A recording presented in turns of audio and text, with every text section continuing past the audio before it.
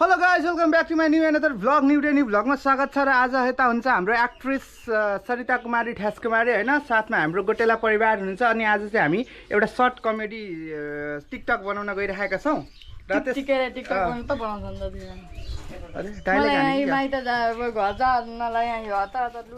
त होइन हामीले टिकटक बनाएको तर यो सिरियस लिन खोज्दैछ हल्का रुन खोज्दैछ त्यसरी तिमीलाई कसरी पठाउन सक्छौ भाजी बनाउने ल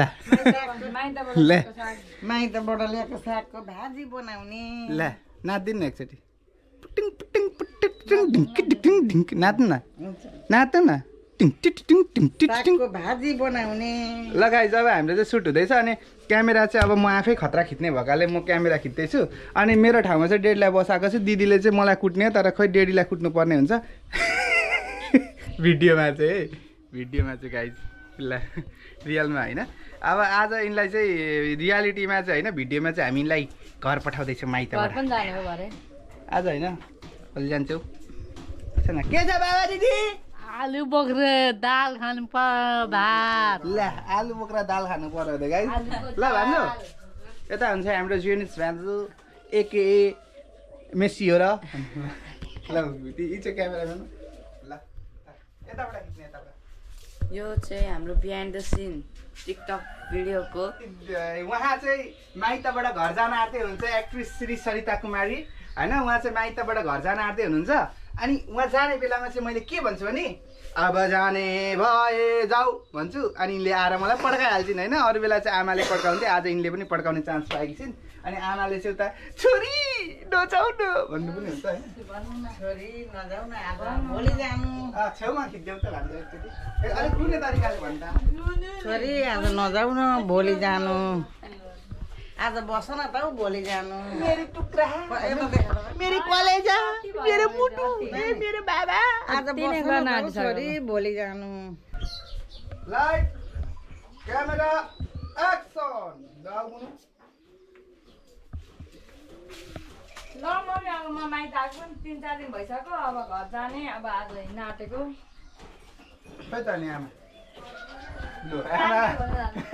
आमा चाहिँ भित्रभित्रै गायब भइसक्नु पर्खी है म यहाँ कानको खोज्दैछु भन्दै हुन्छ लु यस्तो पाराका छन् कलाकारहरू अनि कहीँ हुन्छ गाई के काटिदिने यही त हो ब्लगमा आउँछ यो कन्टेन्ट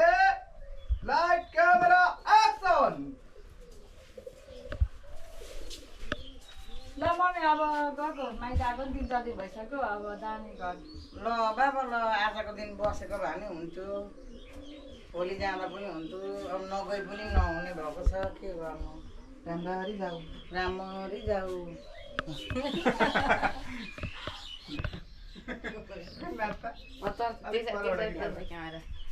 ल क्यामेरा यस्तो छ एक्ट्रेसहरू डान्स गर्न थालिसके यो नाच्दैन एक्चुअली आमा पनि नाच्दिनु त है उयो गर्न झोला फालेर कुदेर आएर झ्याममा दिन्छ रेडी 1 2 3 गो यताबाट होइन ल मम्मी माइत आएको पनि 4 दिन भइसक्यो अब गएको म अब जानी भए जाऊ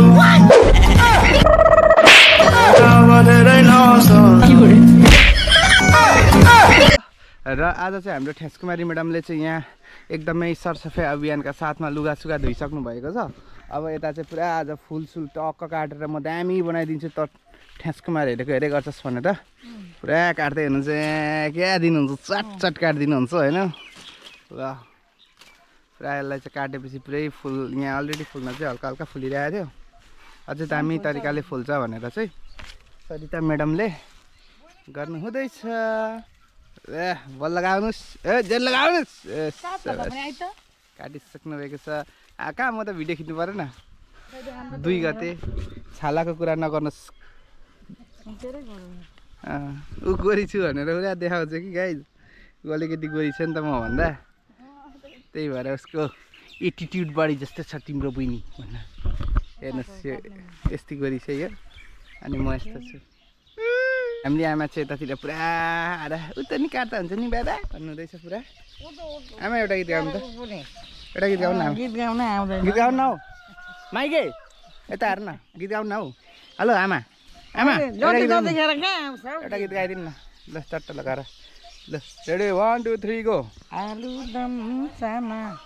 छोटो जिन्दगी लाई लामो सम्झना ल ल नाच नाच नाच आऊ न यहाँ आऊ न बान्जु ल हाम्रो सरिता म्याडमले चाहिँ चट्ट लगाएर यताको पनि खोल्यो अस्तिको चोटि आउँदा उहाँले काट्नु भएको थियो त्यता चाहिँ झाम्टेर आएको छ सरले पनि गर्दै हुनुहुन्छ यहाँ हाम्रो पसिना हाम्रो सरस सरले फाल्दै हुनुहुन्छ यति भएपछि अब राम्ररी पलाउँछ नि त फेरि यसरी